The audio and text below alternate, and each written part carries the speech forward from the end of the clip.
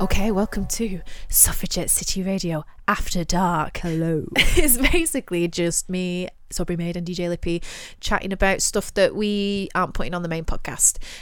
Just little vignettes, little rants, little stuff that's maybe a bit more radical, maybe not so palatable to the mainstream masses or whatever. But yeah, what are we talking about after dark? Right, interesting. I want to tell you about the time that I met Angela Rayner. Okay, I think you mentioned her in that like episode 1 or episode 2 when I said about going to speak to your MP, and you were like, I spoke to mine. So she's my local MP, and she's actually, before I met her, I had a lot of time for Angela Rayner. Like I was like proper fangirl of her. And why was that?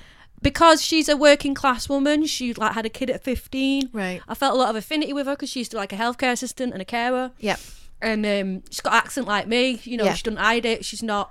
She seems like a person of the people. Yeah, and I actually saw on things like Question Time, and she always seemed on top of her brief. She's like the shadow education secretary, and I've seen her take apart some Tory boys, you know, like going head to head, and I've just been like impressed with her. And I remember actually it was really interesting. Soon after Brexit, you know, when everything started to head up and get really a bit fascisty. Yeah. Like Question Time and stuff. It went a bit weird, like Will of the People. So there's an episode and she was on it, and it was so tense, and the aggression that she got, it felt really like anti-womany, you know. It was really, really, really uncomfortable. And my mum works at the place where she does her surgery, so my mum often chats with her when she comes in. Oh, right, okay. So she came in the next day. Me and my mum like love shouting at the telly when Question Time's on. So so the next day when she came in, they were chatting about it, and my mum was saying, "Oh, I saw you on Question Time." And so Angela's like, yeah, it was really bad there. She's like, yeah, and she was basically saying the story, like in Question Time, they have a legal obligation to have a 50-50 women and male audience. Yeah, okay. But it wasn't, it was mainly men.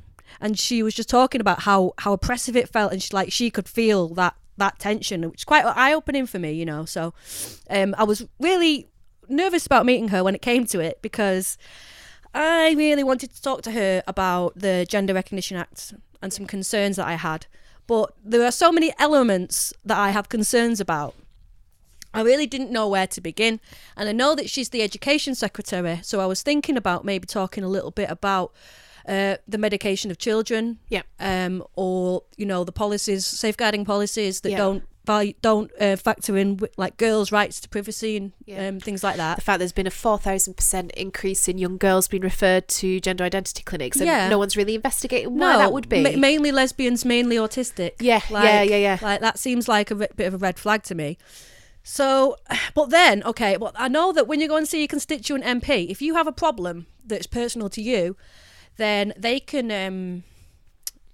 that's something the tangible that they can do. Yeah. And then something happened to me on the internet, which I thought, I'm going to use this to try and make us see how much abuse women are getting for speaking up, because I think women with questions aren't allowed to have questions. No. Yeah. And I think if you really want an insight into what's going on, you need to look at the way that women who are being branded as TERF, which means they can just be spoken about however people like on the internet. What's a TERF? A TERF stands for Trans Exclusionary Radical Feminist.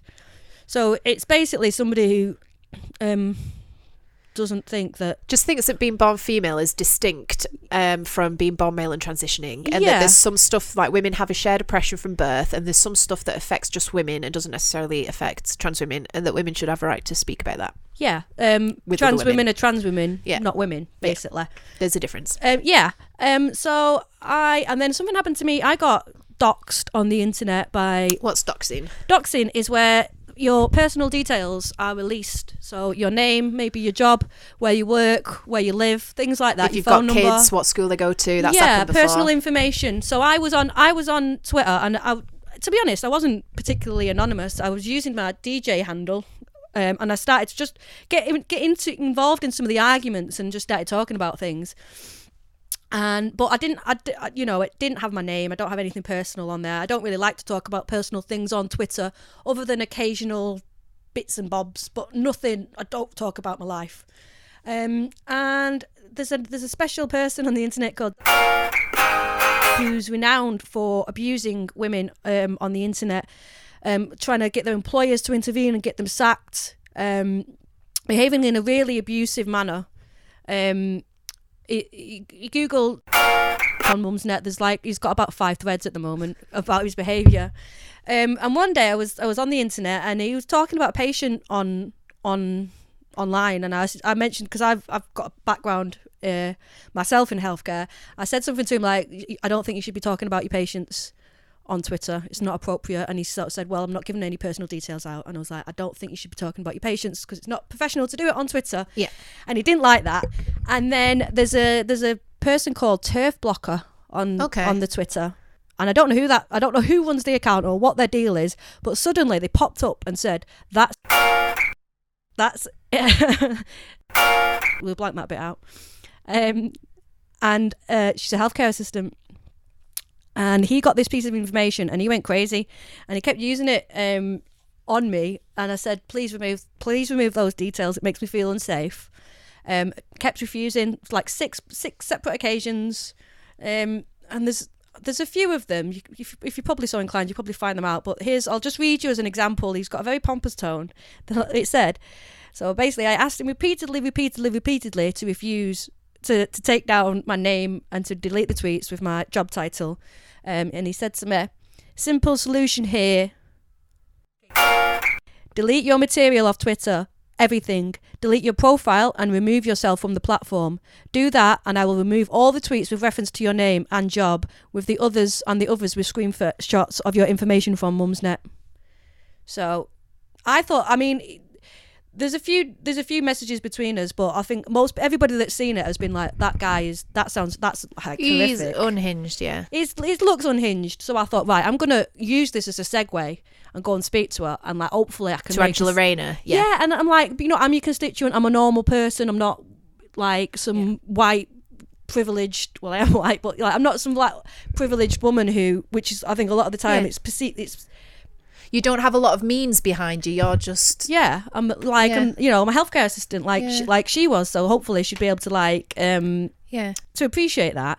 And I got in there, and I'd emailed her with like a brief of what I wanted to speak to her about. And as soon as I got in there, it felt like I had a meeting with HR, right? And I was in trouble. Like that's how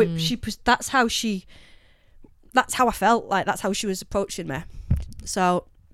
First off, started talking to her about the thing, and I showed her the interaction, and she read it, and she went, to be honest, I can't really see anything that's wrong in this interaction. And I was like, well, and she's like, I didn't see what happened, what you said to him before that, but I'm really looking at that, and I can't really see anything that's wrong with that. And then she gave me a lecture about not putting anything personal on the internet, and how I had to be very careful, and all the abuse that she gets. And to be fair, she does get a lot of abuse because she's a woman in politics, So I was like, all right, that tack isn't working. So then I thought, right, I'm going to talk about I'm going to pull out the sexuality card. And I said to her, I know that she thinks she's supporting the LGBT, and I said it's more complicated than that. And I started to tell her about how isolated I feel as a bisexual woman from the community, as it were, by all of this gender politics. They're basically erasing homosexuality and replacing it with gender-to-gender attraction, which just totally means that, if you erase sex and replace it with gender identity, then how can you define a same-sex relationship? Well, you can't, can you? Well, yeah. And I like Stonewall's definition of a homosexual now doesn't reference sex. It says somebody of the same gender, which to the layperson doesn't seem like a big deal because the two words are used interchangeably. Yeah. But actually it means that you have a lot of men who identify as lesbians and get very angry with lesbians who say that they don't want to suck a dick. They don't want to suck a dick. Which is basic. Over 80% of trans women keep their penises, which I'm not going to tell anybody to get surgery. They can do what they want. Surgery's a big deal.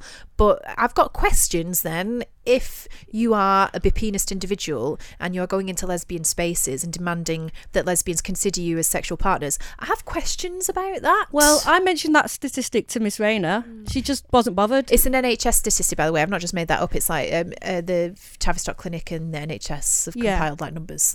It's actually maybe a conservative estimate. I've heard higher from actual trans charities. So I mentioned that to her.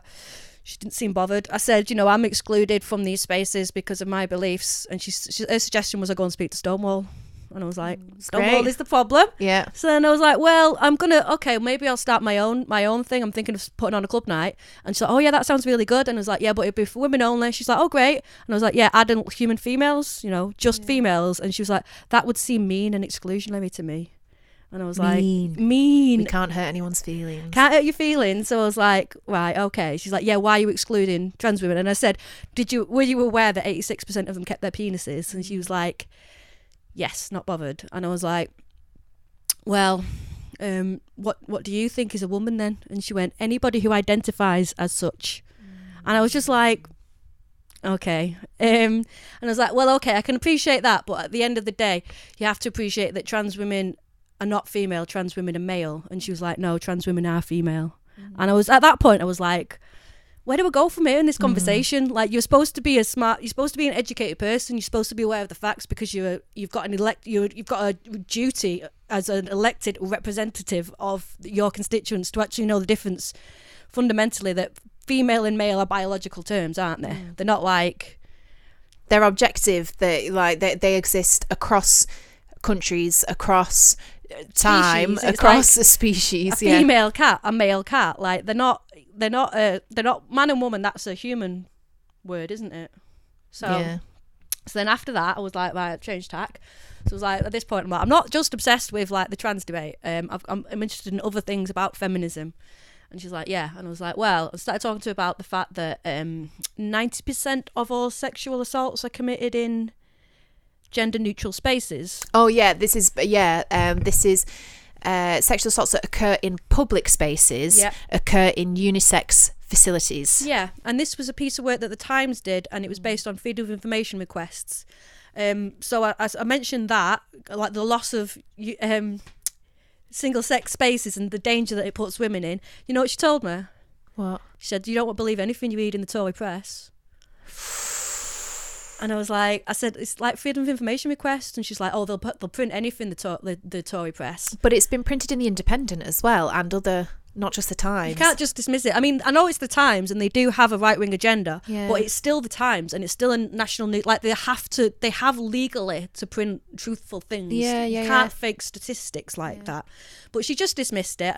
And then she said, this is the horrible thing that people say about trans women, that they're all predators and they're all a threat in female-only spaces. And to be honest, I wasn't really talking about it. It was interesting that she brought it up because she obviously doesn't think that trans women are actually female if the first place she goes to when I say men are a danger in women's spaces is trans women. Do you know what I mean? Like, that were quite revealing to me. Yeah, because we're not, of course, not every trans woman is a predator. No one, like, literally no one is saying that. But when people try and argue against what we're saying, they immediately bring that up and make it emotional and extreme and fail to engage with what we are saying, which is, as you say, men are a danger in women's spaces. Yeah, and I think that's what it is. I think a lot of women just, their defensiveness comes from they don't want to admit that men are dangerous. And it's not all men in legislation. Yeah, that's what it is. And then so then by this point we're not getting anywhere, and it's quite tense. And I'm holding my own. I'm still trying to pull it together. And I've got the last trick up my sleeve. Now I got banned from Twitter for doing this thread, which was intended to be. Basically, after I got doxxed, I got really nervous about what might be being said about me on the internet, because I was there's a Turf Blocker blocks lots of people. It was I don't know, do you know anything about Turf Blocker? No, I just know that even before I got really into this debate at all, I was on Turf Blocker before I was even, I mean, I sort of knew what a turf was because I've been involved in feminism for ages, but I hadn't really thought about it or about the debate. And I think I got put on Turf Blocker for retweeting an anti-female genital mutilation activist, because I don't know, because they'd said something like that FGM only affects females, and I think I've followed a few of them and got put on Turf Blocker because if you recognise the sex-based nature of violence, especially when it comes to FGM, you're a TERF. And so this was even before I was involved in the debate. That was my first foray into Turf Blocker. So I did this thread. Basically, I got on the. I made a false Twitter. So I followed a lot of trans rights activists and people in the kink queer community, just basically to spy and see if anybody was saying anything about me. Like, that was it really, because I've been blocked because I've been put on this list. And the first week there, what I saw, I swear to God, this was not intended. It just turned my hair blue, like not blue, white. It sent shivers down my spine. Like, there's a reason why they are blocking feminists from seeing what they are doing, because it's absolutely filthy and appalling, and actually so sexist and hurtful to women that I think any woman who looks at this will have to go like, that is awful. That is like sexist. Do you know what I mean? Like, there's no two ways about it. So like what? Okay, so this is one of them. So this is one. Rachel Ann Williams says, I figured it out. Turf smells so bad because they live on a steady diet of red herring. Red herring for breakfast, lunch and dinner. Red herring body wash. Red herring shampoo. Red herring supplements. If it smells like rotten fish, turfs probably love it. Oh, ha ha ha! Women of fish. I've never heard that before. That's original, that one. And okay, this is the one that particularly got me banned, and this was targeted harassment against somebody. Miss Nicole, I want to be dressed up in a pretty little pink dress and have my hair dyed blonde and my makeup done and all my thoughts just drained out of my head. I'm a good little bimbo foxy who wants to be a cute little subby fuck toy for everyone and anyone. Right. So like stuff like this, it's revealing as to what they think about women. Did you show any of this to Angela Rayner? Yeah. Do you know what she said to me when I showed it to her? She said basically, you shouldn't be retweeting this. That's disgusting. That you would retweet that. Right. And I was like, I wasn't doing it. I was doing it to highlight it. And she's like, it doesn't matter. Like, that's gross what you've just done. Like, basically turned it around on me. You're the problem. And I was trying to like make us like, no, but I was trying to raise awareness of all what's going on. The worst thing than, calling the thing that's worse than sexism is daring to call out sexism. Yeah, that's exactly what it is. Blaming the whistleblower. And at this point, I'm like, well, can you give it to who is it? Who's the Labour woman who's got the feministy one? Is it Yvette Cooper? Oh yeah. So I said, can you give it to Yvette Cooper, please? And she reluctantly took it off me and said, da da da da. And I was trying to give her something to go away, but she just wasn't having none of me. So like by this point, I was so upset with her reaction and her defensiveness and twisting me around. She's obviously decided that I'm a bad person, but I just thought, all those things I can show you, and you can just turn around at the end of it all and be like, how dare you retweet that stuff? And it's like, it's a horrendous, but it's all out there. There's so much of it, honestly. Like, it's shocking. It's shocking. There was other stuff that like pedophilic stuff, rape game RPGs, like, and this was literally, I swear to God, I got all this from 1 week, following like 120 accounts in 1 week. Like, it's shocking.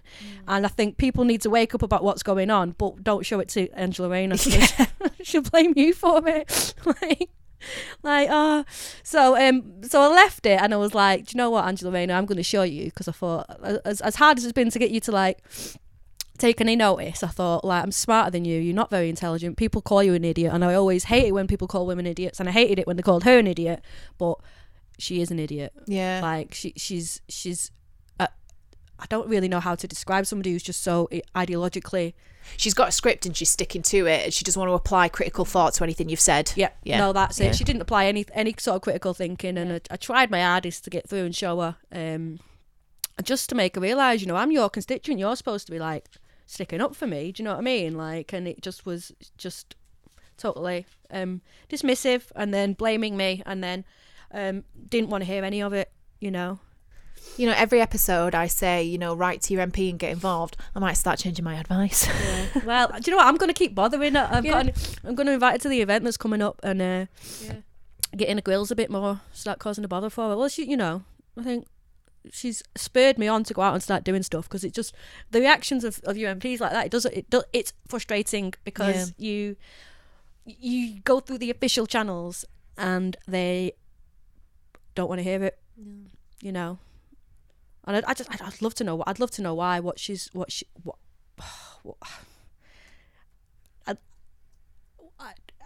going on in her head? Yeah. What's going on in your head, Angela? Yeah. Like, honestly, I can't. Maybe she's got a trans kid. I don't know. Like, who knows these things? Like, she's so adamant in her stuff. They've got a saying, haven't they? Like, in gender critical Twitter, and it's called drinking the Kool-Aid, and it's like somebody's in a cult. Yeah. And they've you're not allowed wrongthink, you're not allowed to read anything other than the approved texts, and you're not allowed to converse with apostates, you're not allowed to read about the other point of view. No. Because you might believe it. You might actually believe it. You know, I read about flat earthism and I didn't start believing the earth was flat, know what I mean? Like, no, exactly. People aren't stupid. Like, I think there's far too much of the censoring of free thought on the left, and I think it's wrong, and I've always thought it's wrong, but now I've like, no, it's wrong, because it's fine for anybody to believe in limiting free speech until somebody comes along and limits your free speech. Yeah. And won't listen to you. And I think that's the frustrating thing, is not actually being able to engage and have a conversation and a debate with somebody. I think free speech on the left is another topic for another After Hours. Yeah. Thanks for listening.